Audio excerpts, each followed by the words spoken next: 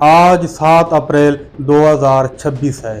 آج کا دن آپ میں سے بہت سے لوگوں کے لیے شاید کوئی معمولی سا منگل کا دن ہے، لیکن آج کا دن ایک ملک کے لیے اتنا ہی اہم ہے جتنا کہ ہمارے لیے 14 اگست کا دن۔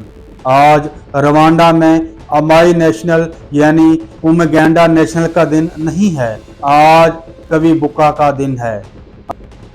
آج روانڈا میں ہزاروں لوگ اپنے گھروں سے نکل کر واک ٹو ریمبر پر نکلیں گے، لیکن یہ مشعل کسی تقریب کی علامت نہیں ہے، یہ اس بات کی علامت ہے کہ آج سے 32 سال پہلے 1994 میں اسی 7 اپریل کو دنیا نے ایک خاموش تماشا دیکھا تھا۔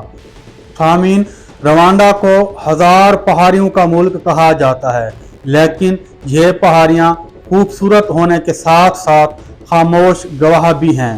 یہاں کی آبادی 2 بڑے نسلی گروہوں پر مشتمل تھی، ہوتو اور توتسی۔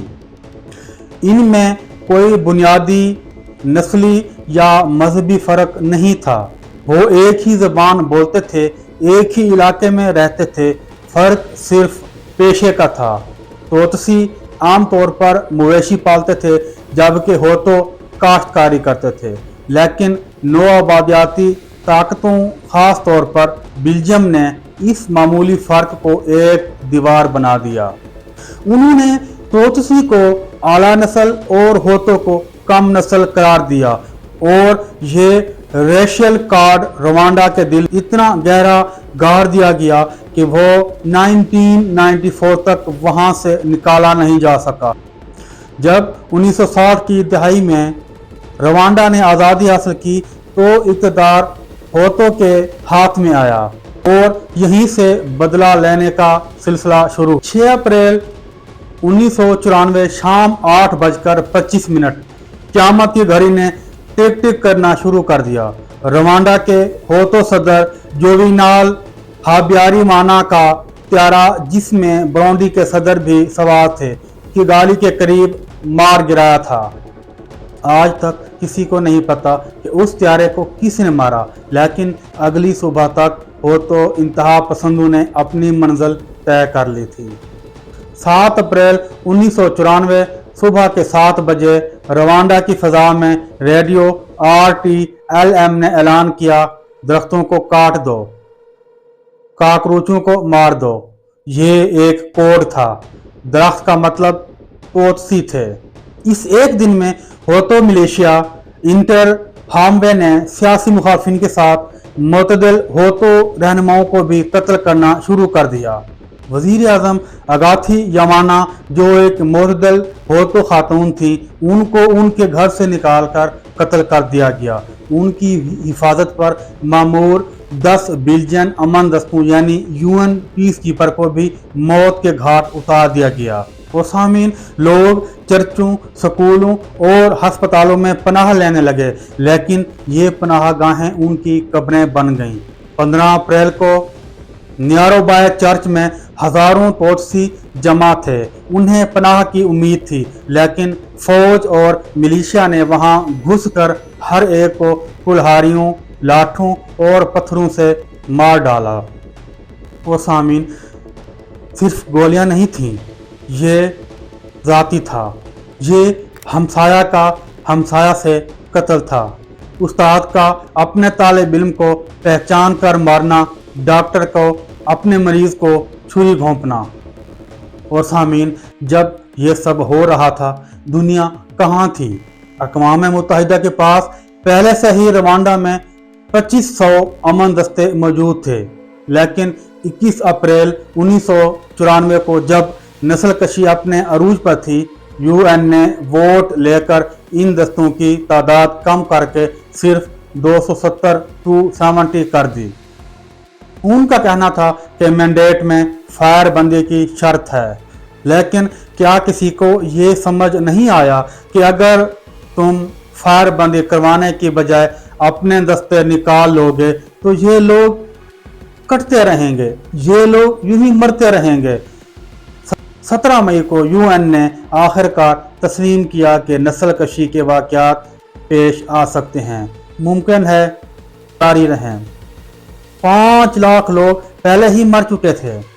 اور سامعین، امریکہ اور عالمی طاقتوں کے درمیان فنڈنگ کے جھگڑے کی وجہ سے بھیجے جانے والے 5500 دستوں کی تعیناتی میں تاخیر ہوتی رہی۔ 22 جون کو آخر کار فرانس نے آپریشن ٹرکوائز کے تحت ایک محفوظ زون بنا دیا، لیکن اس محفوظ زون میں بھی قتل جاری رہا۔ جب بالآخر جولائی کے وسط میں توتسی باغی گروپ RFP نے کیگالی پر قبضہ کیا تو 10 لاکھ سے زیادہ لاشیں پہاڑیوں پر بکھری پڑی تھیں۔ ناظرین، میں آج کی اس ویڈیو میں آپ کو بتانا چاہتا تھا کہ یہ روانڈا کی کہانی تھی، یہ ماضی ہے، لیکن میں جھوٹ نہیں بول سکتا کیونکہ میں جانتا ہوں کہ جیسے میں یہ بتا رہا ہوں ویسے ہی پاکستان میں کہیں ایک مدرسے میں ایک نوجوان کو بتایا جا رہا ہے کہ دوسرا فرقہ کافر ہے، اور کہیں بلوچستان میں ایک بچہ یہ سن رہا ہے کہ پنجابی اس کا دشمن ہے۔ تو کیا ہم واقعی سیکھتے ہیں؟ یہ جواب آپ کو تھوڑی دیر میں ملے گا، لیکن اپنے آپ سے یہ ضرور پوچھیں کہ کیا آپ کے گھر، آپ کی مسجد، آپ کے سکول میں کوئی ایسی بات تو نہیں کی جا رہی جو کل کسی توتسی اور ہوتوں کی شکل اختیار کر لے گی؟ واپس آ جائیے، اچھا ہے، کیونکہ اب ہم اس تاریخ ترین باب کے بعد روشنی کی تلاش کریں گے۔ 1994 میں روانڈا تباہ ہو چکا تھا۔ نہ صرف لوگ مر چکے تھے بلکہ لوگوں کا ایک دوسرے پر اعتماد بھی مر چکا تھا۔ قاتل اور مقتول کے خاندان ایک ہی گاؤں میں رہتے تھے۔ سوال یہ تھا 10 لاکھ قتل کے مقدمات کیسے چلیں گے؟ قاتلوں کو سزا کیسے دی جائے گی؟ اور سب سے اہم، قاتل اور مقتول کے بیٹے کو ایک ہی چوک پر کھڑا ہو کر کام کرنا کیسے سکھایا جائے گا؟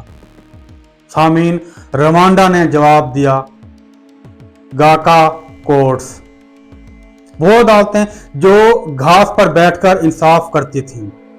گاکا کا مطلب ہے گھاس، کیونکہ یہ عدالتیں درختوں کے نیچے گھاس پر بیٹھ کر لگتی تھیں۔ یہ روانڈا کی قدیم روایت تھی جہاں بزرگ کمیونٹی کے مسائل حل کرتے تھے۔ 2001 میں جب یہ شروع ہوئی تو کسی نے نہیں سوچا تھا کہ یہ گھاس کی عدالتیں تاریخ کی سب سے بڑی اجتماعی انصاف کی کوشش بن جائے گی۔ سن کر حیرت ہوگی کہ ان عدالتوں میں پیشہ ور جج نہیں بیٹھے تھے بلکہ عام شہری، وہ لوگ جن کے والد، جن کے بھائی، بیویاں ماری گئی تھیں، وہ خود اپنے پڑوسیوں پر مقدمہ چلا رہے تھے۔ اور سامعین، نتائج 2012 تک ان عدالتوں نے 10,59,000 مقدمات کا فیصلہ کیا۔ 65% قاتلوں کو سزا ہوئی۔ یقین کریں، یہ ناممکن لگتا ہے ایک ایسے معاشرے میں جہاں پر ہاتھ پر خون تھا وہاں بیٹھ کر انصاف کرنا، لیکن روانڈا نے یہ کر دکھایا۔ اور سامعین، صرف عدالتیں ہی کافی نہ تھیں، روانڈا نے ابوزی کا نظام بنایا، یعنی کمیونٹی سالس۔ 30,000 سے زائد سالس آج بھی پورے روانڈا میں تنازعات حل کر رہے ہیں۔ لیکن سب سے خوبصورت عمل اموگانڈا، اس کا مطلب ہے ایک مشترکہ مقصد کے لیے اکٹھے ہونا۔ مہینے کے آخری ہفتے کو ہر روانڈا شہری، چاہے وہ وزیر ہو یا مزدور، سڑکیں بناتا ہے، سکول کی مرمت کرتا ہے اور درخت لگاتا ہے۔ سامعین، تصور کریں، جس ہاتھ نے 1994 میں کلہاڑی چلائی، وہی ہاتھ آج آپ کے ساتھ مل کر پانی کی پائپ لائن بچھا رہا ہے۔ یہ کوئی قانونی پابندی نہیں، یہ ایک نفسیاتی علاج ہے۔ اور سامعین، اس ساری تبدیلی کے پیچھے ایک شخصیت ہے، صدر پال کاگامے، خود ایک توتسی جن کا خاندان اس نسل کشی میں مارا گیا تھا، لیکن انتقام لینے کے بجائے انہوں نے ایک روانڈا کا تصور دیا۔ ہاں، ان پر آمریت کے الزامات بھی ہیں، ہاں وہ مخالفین کو خاموش کراتے ہیں، لیکن آپ اس اعداد و شمار کو دیکھیں۔ نسل کشی کے بعد روانڈا افریقہ کی سب سے تیز رفتار ترقی کرنے والی معیشتوں میں سب سے ایک ہے۔ یہ کگالی دنیا کا صاف ستھرا دارال حکومت ہے اور سب سے اہم روانڈا میں کوئی ہوتو یا توتسی نہیں پوچھتا۔ 2025 میں پاکستان کے ادارے انسٹیٹیوٹ آف اسٹریٹجک اسٹڈی نے اسلام آباد میں روانڈا کے یوم آزادی کی تقریب منعقد کی۔ سینیٹر مشاہد حسین سید نے کہا، روانڈا کا ماڈل مصالحت کے لیے اہم سبق رکھتا ہے۔ سامعین، تو اب ہم جانتے ہیں نسل کشی کے بعد بھی زندگی ہوتی ہے، بشرطے کہ آپ چاہو۔ تو اب ہم جانتے ہیں نسل کشی کے بعد بھی زندگی ہے، بشرطے کہ آپ چاہو۔ میں آپ سے پوچھتا ہوں، کیا پاکستان کے پاس کاگا کاکا ہے؟ کیا ہمارے پاس امو گانڈا ہے؟ ہمارے پاس تو صرف نیا پاکستان ہے، ہمارے پاس تو صرف پرانا پاکستان ہے۔ نعرے ہیں، لیکن کسی نے نہیں بتایا کہ جب آپ کا پڑوسی آپ سے نفرت کرے تو اسے پیار کرنا کیسے سکھایا جائے۔ چلیں، اس سیشن میں ہم اپنے گھر کی طرف دیکھیں گے اور دیکھیں گے کہ کیا ہم واقعی ان خاموش مہمانوں سے بچ سکتے ہیں۔ اور سامعین، اب آتے ہیں اصل سوال پر، یہ سب ہمیں کیا کرنا ہے؟ روانڈا افریقہ میں ہے، ہم پاکستان میں ہیں، ہماری اپنی پریشانیاں ہیں، ہمارا اپنا ماضی ہے، لیکن میں آپ کو ایک چونکا دینے والی حقیقت بتاتا ہوں۔ روانڈا کا 1994، پاکستان کا 2026 ہے۔ فرق صرف اتنا ہے کہ روانڈا میں 100 دنوں میں 10 لاکھ مارے گئے تھے۔ پاکستان میں یہ قتل عام گزشتہ 40 سالوں سے پھیلا ہوا ہے، لیکن پیٹرن ایک ہی ہے: نفرت، منافرت اور خاموشی۔ روانڈا میں تو ریڈیو کہتا تھا کاکروچوں کو مار دو۔ پاکستان میں کیا چل رہا ہے؟ آئیے چند خبریں دیکھتے ہیں صرف 2026 کی۔ 6 فروری 2026 کو اسلام آباد کے علاقے ترلائی میں ایک امام بارگاہ پر خودکش حملہ، کم از کم 31 نمازی شہید، 150 سے زائد زخمی۔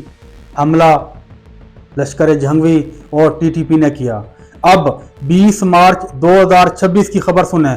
خیبر پختونخوا کے ضلع کرم میں طویل بندش کے بعد تھل پرا چنار روڈ دوبارہ کھولی گئی، لیکن حملے جاری رہے۔ یہ کوئی نئی بات نہیں ہے۔ کرم میں سنی اور شیعہ قبائل کے درمیان جھڑپیں نومبر 2024 سے جاری ہیں، جس میں صرف پہلے 3 دنوں میں 80 سے زائد جانیں گئیں۔ لیکن سب سے افسوسناک بات یہ ہے، جب کرم کے لوگ خوراک اور دوائیوں کے لیے ترس رہے تھے، ہماری حکومت سیاسی کھیلوں میں مصروف تھی۔ ایک رپورٹ کے مطابق کرم محاصرے کی حالت میں ہے، اس لیے نہیں کہ یہ ناگزیر تھا، بلکہ اس لیے اسے روکنے والے نظام بار بار ناکام ہوتے رہے۔ اور سامعین، صرف فرقہ واریت نہیں، 31 جنوری 2026 کو بلوچستان میں علیحدگی پسندوں نے مربوط حملے کیے، کم از کم 4 پولیس اہلکار شہید ہوئے۔ ایکسپریس ٹریبیون کی ایک رپورٹ کے مطابق پاکستان میں دہشت گردوں کی 3 لہریں ہیں: مذہبی انتہا پسندی، بلوچ نسلی علیحدگی پسندی اور فرقہ وارانہ حملے۔ اور سامعین، سب سے خوفناک بات یہ ہے کہ آج انتہا پسندی خفیہ ہو چکی ہے۔ نئی رپورٹس بتاتی ہیں کہ اب یہ لوگ gaming platforms, encrypted chips اور سوشل میڈیا کے پردے میں نوجوانوں کو بھرتی کرتے ہیں۔ مئی 2026 میں پاکستان آبزرور نے خبردار کیا تھا، ہمارے 60% سے زائد نوجوان بے روزگار ہیں اور غربت کی وجہ سے انتہا پسندی کا شکار ہو رہے ہیں۔ اب میں یہ نہیں کہہ رہا کہ پاکستان کل نسل کشی کی طرف جا رہا ہے، لیکن میں یہ ضرور کہہ رہا ہوں کہ ہماری معاشرت میں وہ تمام زہر موجود ہیں جو 1994 میں روانڈا میں تھے۔ روانڈا نے کاگا کاکا کہا، ہم نے کیا کیا؟ ہم نے کبھی قومی مفاہمت پر سنجیدگی سے کام کیا؟ کیا ہم نے کبھی اپنے سکولوں میں یہ پڑھایا کہ ایک شیعہ اور سنی میں کوئی فرق نہیں؟ کیا ہم نے کبھی بلوچستان کے بچوں کو یقین دلایا کہ وہ بھی پاکستانی ہیں، وہ بھی پاکستان کا حصہ ہیں؟ جواب ہے نہیں۔ اور سامعین، ابھی دیر نہیں ہوئی، روانڈا سے ہم سبق لے سکتے ہیں، اس کی تاریخ سے सीख सकते हैं। इंसाफ को आवाम तक ले जाएं, कम्युनिटी बेस्ड अदालतें बनाएं, एक कौमी बयानिया बनाएं, मीडिया को रियासती कंट्रोल से निकालकर मफाहमत का जरिया बनाएं, मुआशी नफरत ख़त्म करें। जहां रोटी ना हो वहां अमन नहीं हो सकता। लीडरशिप का डायलेमा है। हमें एक ऐसा कायद, ऐसा लीडर चाहिए जो कहे मैंने दुख उठाया है लेकिन बदला नहीं लूँगा, बल्कि जोड़ूंगा, तोड़ूंगा नहीं, इकट्ठा करूँगा। और सामीन, मैंने इस वीडियो का उन्वान रखा था रवांडा के खामोश मेहमान, क्योंकि रवांडा की नस्लकशी की रूहें आज भी खामोश खड़ी हैं, देख रही हैं कि क्या हम इनकी गलतियों को दोहराते हैं। मैं नहीं चाहता कि 100 साल बाद कोई तारीख़ का तालिब इल्म बैठ कर पढ़े पाकिस्तान में 21वीं सदी में लोगों ने एक दूसरे को मज़हब और नस्ल की बुनियाद पर काटा और दुनिया खामोश तमाशाई बनी रही। हम बेहतर कर सकते हैं। मैं नहीं जानता कि ये वीडियो कितने लोग देखेंगे, लेकिन अगर आप में से एक भी शख्स अपने घर जाकर अपने बच्चे को सिखाए कि दूसरे मज़ाहब वाले भी इंसान हैं, तो मैं समझूंगा कि मेरी ये कोशिश कामयाब हो गई। खुदा हाफ़िज़। अपना और दूसरों का ख्याल रखें और याद रखें, नफ़रत की आग बुझाना हमेशा मुमकिन है, बशर्ते कि हम चाहें।